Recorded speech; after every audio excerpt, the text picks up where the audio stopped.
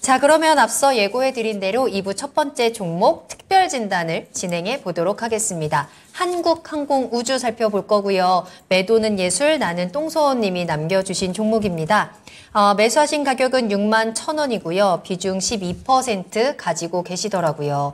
한국항공우주 이 방산주의 상승이 정말 어마어마했었죠. 4월 한 달 동안이나 지금 거의 30% 가까이 뛰어 올랐던 종목이고 지금 딱 6만 원 선을 찍고는 좀 가파르게 내려오는 시장입니다. 특히나 오늘 여러 가지 또 이슈들과 함께 시장의 흔들림을 겪으면서 좀 6% 가까이 급락하는 모습이 나왔는데요. 자, 과연 방산주의 모멘텀 지금 끝난 것인가? 또 시청자님 61,000원이면 고점에 매수하셨습니다. 네. 대응 전략을 좀 체크해 보도록 할게요. 두 분께 모두 의견을 들어보겠습니다. 자, 그럼 먼저 김정수 전문가님, 이 한국항공우주 매도할까요? 보유할까요? 저는 분할 매도 의견 드렸습니다. 분할 매도입니다. 알겠습니다. 그러면 김형일 전문가님의 투자 의견 어떠실까요? 저는 매도 의견입니다. 매도입니다.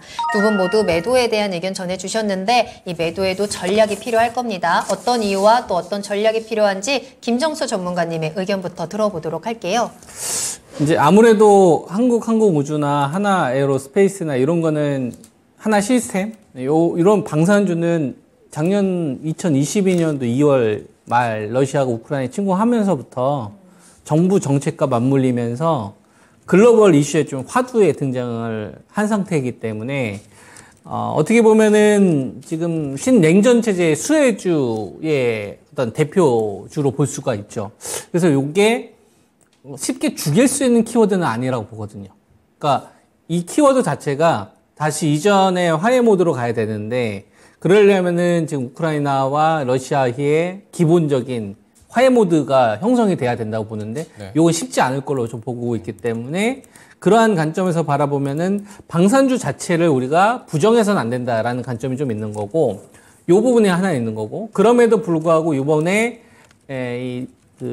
방미 그죠? 네. 윤석열 대통령의 방미에 대한 재료로 지금 이번에 올라왔기 때문에 재료 노출하는 시점에 매도하는 이 부분이 지금 저는 부딪히거든요. 그래서 약간 저는 중립 관점으로 간 거예요. 그러니까 일괄 매도도 못 하겠고 중장기적으로 이 구조를 깰 수 있는 구조는 아닌 것 같고 재료 노출로 매도 타임을 좀 잡아야 되는 이 부분이 부딪히다 보니까 어떻게 보면은 좀 중간 입장을 좀 취한 거죠. 그래서 절반 정도로 좀 타협을 좀 보자. 이게 제 의견입니다. 네. 이 방산주에 대한 사회적인 관심이 또 시장의 관심이 사라지지는 않겠지만 지금 주가를 끌어올린 재료는 소멸이 된 상태입니다. 따라서 지금 시점에서는 어느 정도 좀 수익을 챙기거나 손실을 줄이는 관점이 필요하지 않을까라고 말씀해 주셨는데요. 가격 전략까지 바로 만나볼까요? 지금 현재 시점에서 1차적으로 한 62,000원 선 정도를 제시를 하고요. 네. 아래쪽으로 로스컷은 52,000원을 제시하겠습니다. 알겠습니다. 네, 이건 1차입니다. 네. 1차적으로. 네네. 알겠습니다. 자, 그러면 바로 김형일 전문가님의 투자 전략도 살펴보도록 할게요. 매도 의견 주셨습니다.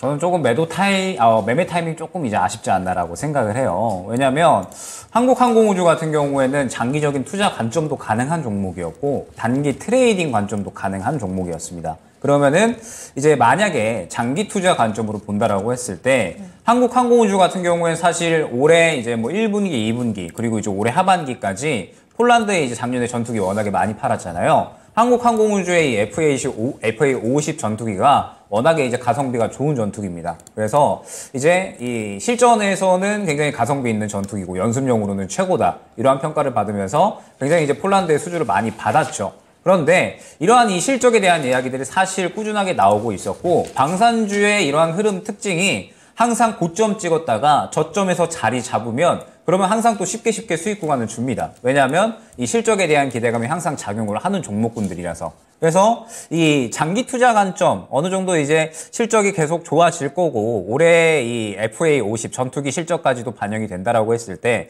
한국항공우주가 이번 실적 시즌에 맞추어서 굉장히 좋은 상승 보여줄 수 있겠구나라고 생각을 하셨다면 저점에서 장기 투자 관점으로 접근을 하셨어야 됐을 것 같고 그다음에 단기 트레이딩 관점으로 접근을 하신다라고 했을 때에는 지금 저번 주에 방산주들이 일제히 갑자기 확 올랐었죠. 지금 현대로템이 대장으로 움직였었습니다. 그리고 왜 올랐냐라고 봤더니 결론적으로 일단은 저는 약간의 테마성이 형성이 됐다라고 생각을 해요. 푸틴이 이제 저번 주에 이제 우리나라에 한마디 했죠. 지금 이 우크라이나에 직접적으로 이제 무기 지원한다? 그거 전쟁 개입 행위다. 가만히 있지 않겠다. 이런 식의 발언을 하다 보니까 방산주 쪽에 이제 일제히 매개가 형성이 된 거고요. 그러면서 이제 현대로템이 대장으로 움직인 거고 한국항공우주도 같이 움직였다라고 생각을 합니다. 그러면 한국항공우주는 지금은 2등주로 생각을 해야 돼요. 현대로템이 대장주인 거고 한국항공우주가 이제 2등주로 움직이는 건데 그럼 저는 이제 보통 단기 트레이딩을 위주로 이제 진행을 하잖아요. 그러면 단기 트레이딩으로 진행을 한다라고 했을 때 최근에 수급이 괜찮았습니다. 최근에 수급이 괜찮았기 때문에 이 수급에 의거해서 단기 트레이딩에 대한 시도는 충분히 노릴 수는 있었을 것 같은데 차라리 현대로템을 단기 트레이딩으로 노렸을 것 같고요. 만약에 한국항공우주를 접근을 한다라고 하더라도 최근에 이제 이 고점에서 음봉 나온 구간이 있었죠. 결론적으로 이전 신고가 부근에 도달을 했기 때문에 지금 이 6만 원 이상의 상승은 많이 어렵지 않을까라고 생각을 하고 완전히 그날 당일의 데이 트레이딩으로만 접근을 했을 것 같습니다. 지금 현재 단가 근처에 왔을 때에는.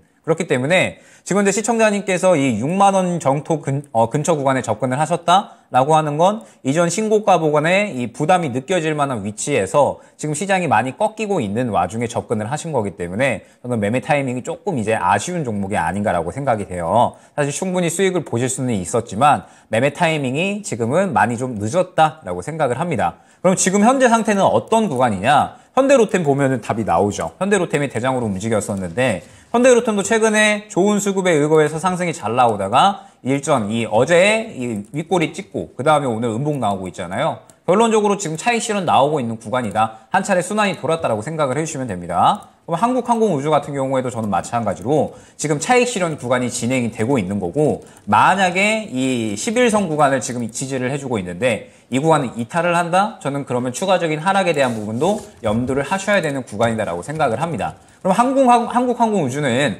하반기에도 이 FA50 매출이 반영이 되면서 실적이 좋을 것으로 기대가 되거든요. 그러면 사실 한국항공우주는 지금 어떤 매매를 준비를 해야 되냐면 저점까지 떨어졌을 때 저는 재매수를 준비해야 되는 구간이다라고 생각을 하지 지금 현재 단가는 접근해야 될 만한 구간은 아니다라고 생각을 합니다. 순환 나오고 차익 실현이 나오고 있기 때문에 그래서 결론적으로 말씀을 드리면 지금 이 11선 지지해주는지 잘 봐야 될 것 같고요. 이 구간 이탈하게 되면 55,500원 정도 구간이 될 것 같거든요. 이 정도 구간 이탈을 하게 되면 저는 정리했다가 저점 잡혔을 때 재매수하는 전략 안내를 드리고 만약에 현재 구간을 지켜주면서 반등을 한다. 그러면 결론적으로는 6만 원 근처 구간이 또 매물대가 될 텐데 이 구간을 뚫어주기에는 저는 마찬가지로 힘들다라고 보고 있습니다. 왜냐하면 이미 지금 현재 단가가 실적에 대한 부분들이 반영이 된 건데 결국 이 방산 사업이라는 거는 실적이 다 얘기를 해주는 거거든요. 성장성이 기대가 되는 게 아니라 당장 눈에 보이는 수주권들이 계속해서 이제 좋아질 것 같으니까 좋으니까 이 부분이 반영이 된 거라서 그러면은 눈에 띄는 수주권들이 더 있어줘야 되는데 폴란드 수주권 이상의 수주권들이 당장 나올 수 있을 것인가?